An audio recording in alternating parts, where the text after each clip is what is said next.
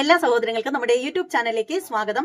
ഇപ്പൊ കുറച്ച് ദിവസമായിട്ട് അധികം വീഡിയോകളൊന്നും വരാറില്ലായിരുന്നു. കുറച്ച് ഞാൻ ബിസി ആയിരുന്നു എന്ന് തന്നെ പറയാം.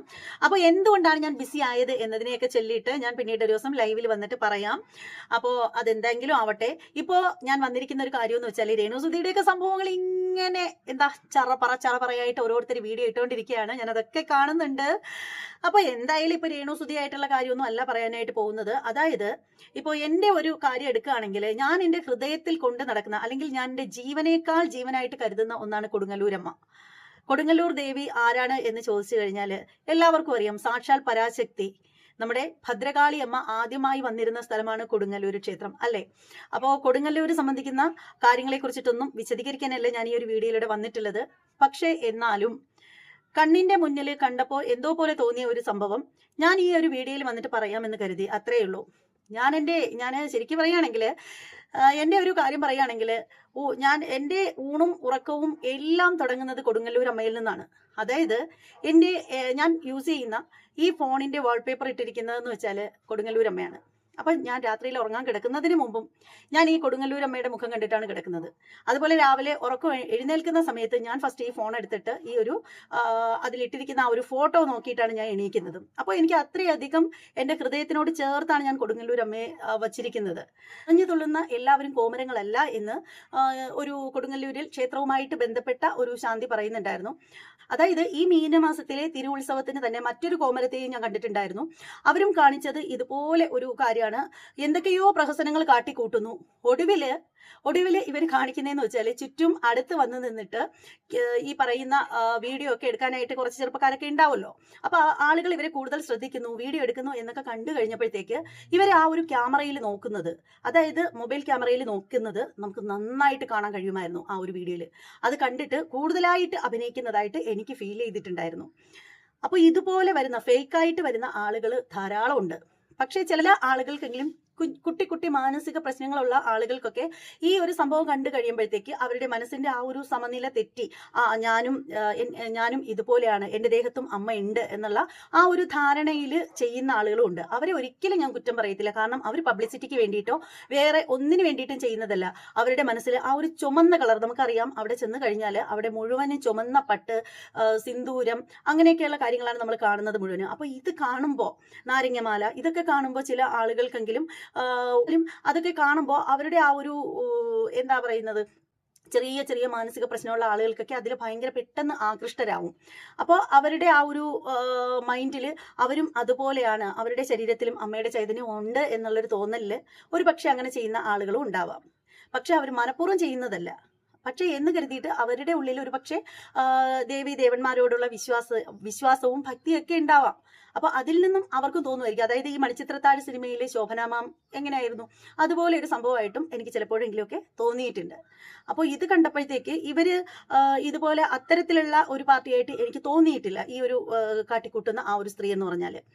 അവരെ കണ്ടപ്പോൾ എനിക്ക് തോന്നുന്നത് അവര് മറ്റുള്ളവര് ശ്രദ്ധിക്കാൻ വേണ്ടിയിട്ട് ചെയ്തതായിട്ടാണ് എനിക്ക് തോന്നിയത്. കാരണം അല്ലെങ്കിൽ പിന്നെ എങ്ങനെ ഇവർക്ക് ഇവരുടെ വസ്ത്രം പിടിച്ച് നേരെ ഇടാനൊക്കെ തോന്നും?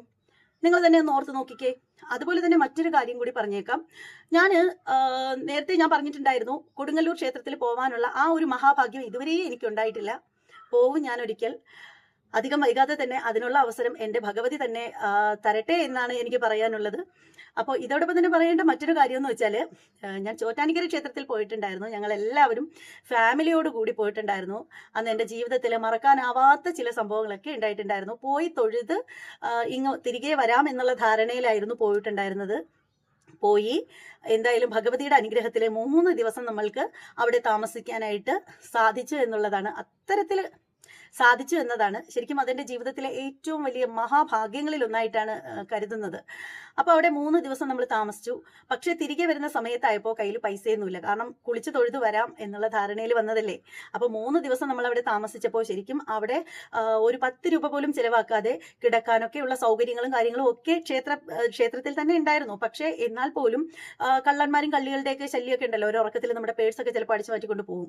അപ്പോൾ ആ ഒരു സംഭവം കാരണം നമ്മൾ ആ ഒരു സംഭവം കാരണം നമ്മൾ ശരിക്കും വാടകയ്ക്ക്, അതായത് റെന്റിന് എടുത്ത കെട്ടിടത്തിലായിരുന്നു താമസിച്ചിട്ടുണ്ടായിരുന്നത്. സംഭവം കാരണം നമ്മൾ ഒരു മുറി വാടകയ്ക്ക് എടുത്തിട്ടായിരുന്നു താമസിച്ചിട്ടുണ്ടായിരുന്നത്. അപ്പോൾ കയ്യിലിരുന്ന പൈസ മുറിയുടെ വാടക പോയി, ഭക്ഷണമൊക്കെ നമ്മൾ പുറത്തു പോയിട്ട് കഴിച്ചിട്ടുണ്ടായിരുന്നു. പിന്നീടാണ് മനസ്സിലായത് അവിടെ ഊട്ടുപെരയിൽ 3 നേരവും ഭക്ഷണം ഫ്രീ ആയിട്ട് ഉണ്ട് എന്നുള്ള കാര്യം. പിന്നീട് നമ്മൾ അവിടെ ഊട്ടുപെരയിൽ പോയി ഭക്ഷണം കഴിച്ചു എന്നത് വേറൊരു സത്യം. പക്ഷേ എനിക്ക് തോന്നുന്നു 1 നേരമോ 2 നേരമോ മറ്റോ ഊട്ടുപെരയിൽ നിന്ന് ഭക്ഷണം കഴിക്കാൻ സാധിച്ചിട്ടുണ്ടായിരുന്നുള്ളൂ. കാരണം നമുക്ക് അറിയില്ലായിരുന്നു.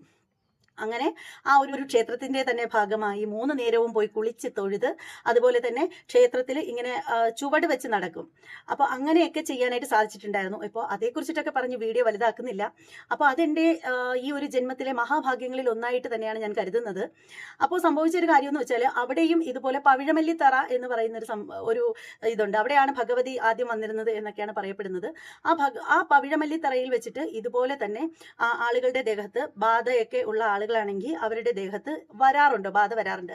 പക്ഷെ അത് നമ്മൾ കണ്ടുകൊണ്ടിരിക്കുമ്പോൾ തന്നെ അറിയാം, ചില ആളുകൾക്കൊക്കെ സ്വാഭാവികമായിട്ടും കാണുമ്പോൾ നമുക്ക് ശരിക്കും ബാധ തന്നെയാണ് എന്ന് തോന്നാറുണ്ട്. എന്നാൽ വേറെ ചില ആളുകൾക്കാണെങ്കിൽ ശരിക്കും ഒരു മാനസിക പ്രശ്നമാണ് എന്ന് നമുക്ക് കാണുമ്പോൾ അങ്ങനെ തോന്നാറുണ്ട്. അതായത് തലമുടിയൊക്കെ സ്വയം അഴിച്ചു മാറ്റുന്നു, അതിനുശേഷം മുടി വകഞ്ഞിട്ടതിന് ശേഷം ഈ തലമുടിയൊക്കെ ഇങ്ങനെ ആട്ടി ഭയങ്കര ബഹളം ഉണ്ടാവുന്നു, തുള്ളുന്നു, അനുഗ്രഹിക്കുന്നു, അങ്ങനെയൊക്കെ കാണാറുണ്ട്.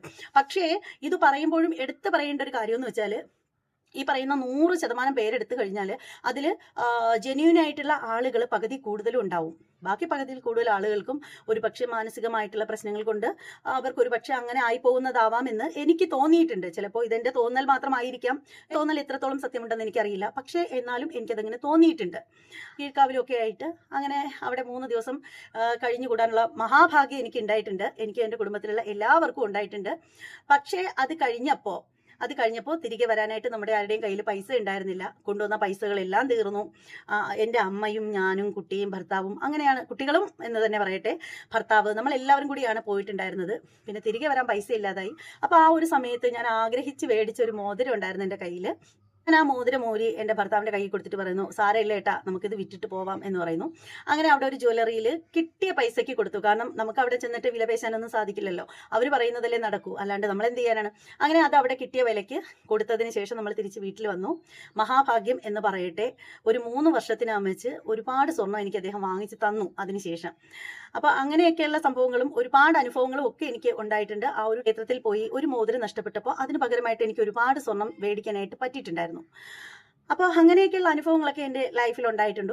അപ്പോൾ ഈ ഒരു സംഭവം കണ്ടപ്പോൾ എനിക്കെന്തോ വിഷമം തോന്നി. പലരും ഇങ്ങനെയൊക്കെ കാണിക്കുമ്പോൾ ശരിക്കും ഭയങ്കര സങ്കടം തോന്നാറുണ്ട്. ശരിക്കും ഭഗവതി ദേഹത്ത് അനുഗ്രഹിച്ച് വരുന്ന കാഴ്ച നേരിട്ട് എല്ലാ വർഷവും കാണാറുള്ള ഒരാളാണ് ഞാൻ. നമ്മുടെ വീടിനോട് ചേർന്ന് തൊട്ടടുത്ത ഒരു ക്ഷേത്രത്തിലെ, ദേവീ ക്ഷേത്രത്തിലെ മഹാക്ഷേത്രം, ആ ഒരു ക്ഷേത്രത്തിലെ ഭഗവതി എല്ലാ വർഷവും വാളെഴുന്നള്ളത്ത് എന്ന് പറയുന്നൊരു ചടങ്ങുണ്ട്. ഇപ്പോൾ മിക്ക സ്ഥലങ്ങളിലും അത് പോകുന്നതെന്ന് വെച്ചാൽ ആനയുടെ പുറത്താണ് ഭഗവതിയുടെ വാള് എഴുന്നള്ളിച്ചുകൊണ്ട് പോകുന്നത്. പക്ഷേ ഈ ക്ഷേത്രത്തിൽ അങ്ങനെയല്ല. വെളിച്ചപ്പാടായിട്ടുള്ള ആള്, ആ ഒരു കുടുംബത്തിലെ ഒരു കാരണവർ, അവരുടെ ദേഹത്താണ് ഭഗവതി വരുന്നത്. അതെങ്ങനെയാന്ന് വെച്ചാൽ ക്ഷേത്രത്തിനുള്ളിൽ പൂജിച്ച് വെച്ചിരിക്കുന്ന ആ ഒരു വാളുണ്ടല്ലോ, ആ ഭഗവതിയുടെ, ഭദ്രകാളി അമ്മയുടെ വാള് അദ്ദേഹത്തിന്റെ കൈകളിലേക്ക് വച്ച് കൊടുക്കുന്ന സമയം തൊട്ട് അദ്ദേഹത്തിന്റെ ദേഹത്തിലേക്ക് അമ്മ പ്രവേശിക്കുകയാണ്. അത് നമുക്ക് നേരിട്ട് കാണുമ്പോൾ തന്നെ അറിയാൻ സാധിക്കും. പിന്നീടെന്ന് വെച്ചാൽ ശരിക്കും അദ്ദേഹത്തിന് നടക്കാൻ പോലും പറ്റാത്ത അവസ്ഥയാണ്. അദ്ദേഹത്തെ 2-3 പേര് താങ്ങി പിടിച്ചാണ് നടത്തിക്കൊണ്ട് പോകുന്നത്. അദ്ദേഹത്തിന് ശരിക്കും നടക്കാൻ പറ്റാത്ത ആ ഒരു ഇതിലാണ് പോകുന്നത്. അപ്പോൾ ഇത് എല്ലാ വർഷവും നമ്മൾ കാണുന്നതാണ്. തിരിച്ച് ക്ഷേത്രത്തിനുള്ളിൽ പ്രവേശിക്കുന്ന സമയത്തൊക്കെയുള്ള ആ ഒരു ഇതുണ്ടല്ലോ, ശരിക്കും ഇവിടെ പറയാൻ എനിക്ക് സാധിക്കില്ല. കാരണം അതൊക്കെ എന്ന് പറഞ്ഞാൽ നമുക്ക് പറഞ്ഞ് മറ്റൊരാളെ ബോധ്യപ്പെടുത്താനായിട്ട് കഴിയുന്ന ഒരു കാര്യമല്ല. അപ്പൊ ഇതിങ്ങനെ സ്ഥിരമായിട്ട് കണ്ടുകൊണ്ടിരിക്കുന്ന ഒരു വ്യക്തിയാണ്. അവിടെ ഒരു പ്രഹസനവും ഇല്ല, ഇതുപോലെയുള്ള ബഹളമോ ഒച്ചയോ ഒന്നുമില്ല.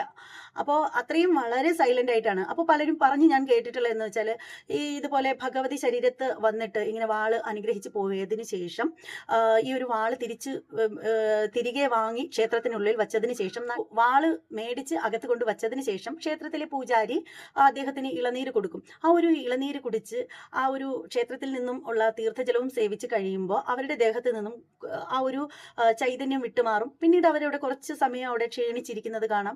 പിന്നീട് നമ്മൾ മനസ്സിലാക്കിയ ഒരു കാര്യം എന്ന് വെച്ചാൽ, ഇത്തരത്തിലുള്ള ആളുകൾ പറഞ്ഞു തന്നെ മനസ്സിലാക്കിയ ഒരു കാര്യം എന്ന് വെച്ചാൽ, ഈ ഭഗവതി ശരീരത്ത് വരുന്ന സമയത്ത് ഭയങ്കര ഭാരം പോലെയാണ് ശരീരത്തിന്. അതങ്ങ് പോയി കഴിയുമ്പോൾ ശരീരമാകെ ഒടിഞ്ഞ് കുത്തി വലിച്ച് പിഴിഞ്ഞെടുത്ത ഒരവസ്ഥയാണ്. പിന്നീട് എഴുന്നേറ്റ് നിൽക്കാൻ പോലും പറ്റാത്തത്ര ക്ഷീണവും തളർച്ചയുമാണ് എന്നാണ്. അതേസമയം ഇവിടെ കിടന്ന് ഉറഞ്ഞു തുള്ളി കോപ്രായങ്ങൾ കാണിക്കുന്ന ഇതുപോലെയുള്ള ആളുകൾക്ക് എന്ത് ക്ഷീണവും തളർച്ചയും അല്ലേ? അപ്പോൾ നമ്മൾ കണ്ടതാണ് ഇത്തവണ കൊടുങ്ങല്ലൂർ ക്ഷേത്രത്തില് ഒരു വിദേശ വനിത വന്നിട്ട് അവിടെ ഉറഞ്ഞു തുള്ളിയതും കണ്ടതാണ്. പക്ഷെ അവരെ അവര് വിദേശ വനിതയായതുകൊണ്ട് അവരെ ഒത്തിരി അധിക്ഷേപിച്ചുകൊണ്ടൊക്കെ ഒരുപാട് ആളുകൾ രംഗത്ത് വന്നിട്ടുണ്ടായിരുന്നു. അവർക്ക് ഒരു പക്ഷേ ഡിപ്രഷനോ മറ്റെന്തോ ഉണ്ട്, അതുകൊണ്ട് അവരങ്ങനെ ആയിപ്പോയതാണെന്ന് പറയുന്നുണ്ടായിരുന്നു. പക്ഷെ അവരുടെ ഉള്ളില് ഭഗവതി എന്നൊരു സങ്കല്പം ഉണ്ടായിരുന്നിരിക്കണം. മനുഷ്യന്റെ മനസ്സാണ് എല്ലാത്തിനും പ്രധാനം എന്ന് പറയുന്നത്. നമ്മുടെ മനസ്സ് ശുദ്ധമാണെങ്കിൽ പിന്നൊന്നും പറഞ്ഞിട്ടൊരു കാര്യമില്ല. അവിടെ ശുദ്ധമായ ഹൃദയങ്ങളിൽ അല്ലെങ്കിൽ കലർപ്പില്ലാത്ത മനസ്സുള്ള ആളുകളിലാണ് ദൈവം കുടിയിരിക്കുക എന്ന് കേട്ടിട്ടില്ലേ? അപ്പോൾ എന്തായാലും ഈ ഒരു സ്ത്രീ കാണിച്ച ഇതൊന്നും ആ ഒരു സഹോദരി കാണിച്ചതായിട്ടൊന്നും ഞാൻ കണ്ടില്ല. അപ്പോൾ എന്തായാലും അവരുടെ ദേഹത്ത് സാക്ഷാൽ ഭഗവതി കയറിയതാണോ, അതേ ഈ ഇതൊക്കെ കണ്ടിട്ട് അവരുടെ മനസ്സ് അങ്ങ് ഇളകിയതാണോ എന്നൊക്കെ ചോദിക്കുന്ന ആളുകളോട് എനിക്കൊന്നും പറയാനില്ല. പക്ഷെ എന്തായാലും ഈ സ്ത്രീകളൊക്കെ കാണിക്കുന്നത് പോലെ ആ ഒരു സഹോദരി വെറുപ്പിച്ചിട്ടില്ല എന്ന് മാത്രമേ പറയാനായിട്ടുള്ളൂ. അപ്പോൾ എന്തായാലും ഈ വീഡിയോ കണ്ടതിന് ശേഷം നിങ്ങളുടെ ഓരോരുത്തരുടെയും വിലയേറിയ അഭിപ്രായങ്ങളും നിർദ്ദേശങ്ങളും കമന്റായിട്ട് രേഖപ്പെടുത്തുക. മറ്റൊരു വീഡിയോ ആയിട്ട് വരുന്നത് വരെ എല്ലാവർക്കും ബൈ.